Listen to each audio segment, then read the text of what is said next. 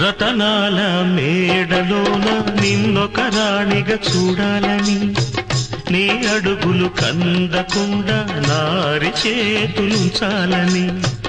రతనాల మేడలోన నిన్నొక రాణిగా చూడాలని, నీ అడుగులు కందకుండా నారి చేతులుంచాలని ఎంతగా అనుకున్నాను. ఏమిటి చూస్తున్నాను, ఎంతగా అనుకున్నాను, ఏమిటి చూస్తున్నాను. పన్నీటి బతుకులోన కన్నీటి మంటలేనా